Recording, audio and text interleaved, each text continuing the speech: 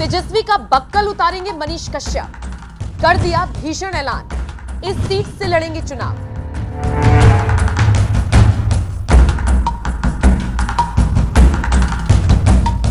नमस्कार, आप देख रहे हैं एनएमएफ न्यूज और आपके साथ मैं हूं नम्रता चौधरी। बिहार में बहार है, फिर से नीतीश कुमार है, लेकिन इस बार एनडीए के साथ मिलकर बनाई गई सरकार है। बिहार में मोदी और नीतीश की दोस्ती एक बार फिर सियासत को नया रंग रूप दे चुकी है, लेकिन मुख्यमंत्री बनने के सपने मिट्टी में मिलता देख और धोखा खाने वाले तेजस्वी का क्या? तेजस्वी के साथ साथ उनकी आरजेडी का क्या, जो बिहार विधानसभा में कहने को सबसे बड़ी पार्टी बनकर उभरी। सबसे ज्यादा विधायक होने के बावजूद महज कुछ मिनटों में नीतीश ने बीजेपी के साथ मिलकर आरजेडी का मोए मोए कर दिया। खैर, ये तो मजाक की बात हुई, लेकिन सच तो ये है कि भविष्य में आरजेडी पर खतरा मंडराता हुआ दिख रहा है। या तो वक्त रहते लालू तेजस्वी अपनी पार्टी को संभाल ले, नहीं तो वो दिन दूर नहीं जब आरजेडी खत्म होने की कगार पर चली जाएगी, क्योंकि इसके जितने भी बड़े नेता हैं, यानी कि लालू प्रसाद और उनका परिवार, वो तो फंसा हुआ है।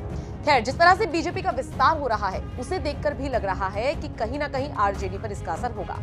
बहरहाल, एक तरफ जेडीयू और बीजेपी साथ साथ आए तो वहीं लालू और तेजस्वी की मुश्किलें बढ़ गई। सोने पे सुहागा फेमस यूट्यूबर और तेजस्वी को खुद का कट्टर दुश्मन समझने वाले मनीष कश्यप भी अब हुंकार भरने के मूड में दिख रहे हैं। खबर है कि लालू परिवार, खासकर तेजस्वी को सबक सिखाने के लिए मनीष कश्यप चुनावी मैदान में उतर सकते हैं। हाल ही में कश्यप ने चुनावी जंग को लेकर बड़ा ऐलान किया, साथ ही ये भी बता दिया कि वो किस लोकसभा सीट से चुनाव लड़ने जा रहे हैं। इस दौरान एनएसए लगाए जाने का मनीष कश्यप का दर्द एक बार फिर से छलका।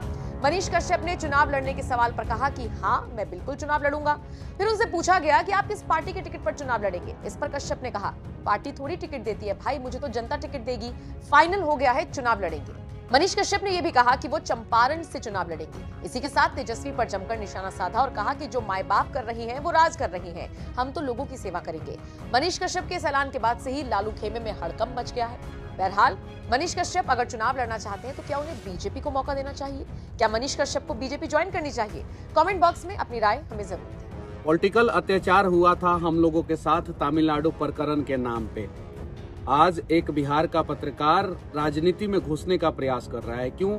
क्योंकि पॉलिटिकल सिस्टम बिहार का ऐसा हो गया है कि अनेकों लोगों पे फर्जी एफआईआर बिहार में होता है और हमारे राज्य के पॉलिटिशियन देखते रह जाते हैं। पूरे भारत में सबसे ज्यादा फर्जी एफआईआर, झूठा मुकदमा बिहार में होता है। और इन्हीं सब के खिलाफ जो है मनीष कश्यप, चाहे कुछ भी हो जाए, चाहे कुछ भी करना पड़े, उस पॉलिटिकल सिस्टम में घुसेगा जरूर और उन बिहार के लोगों के लिए, इंसाफ के लिए आवाज उठाएगा, जिन्हें जो है बिहार का पॉलिटिकल सिस्टम अपने चक्की में जो है हर दिन पीसता है। अनेकों लोग जो है, निर्दोष लोग बिहार के अनेकों जेल में बंद है, सलाखों के पीछे बंद है और दोषी जो है सड़कों पे घूम रहा है। तमिलनाडु प्रकरण के नाम पे जो है, जो अत्याचार हुआ हम लोगों के साथ, जो नंगा नाच किया गया, उसका जवाब तो देने का समय आ गया है। और मनीष कश्यप लड़ेगा चुनाव जरूर, चाहे कुछ भी हो जाए, चाहे उसके लिए उसको कोई कीमत क्यों न चुकाना पड़े। बस विनती है आप सभी से कि अगली बार बिहार के किसी भी व्यक्ति के साथ कोई अत्याचार करने से पहले 10 बार सोचे।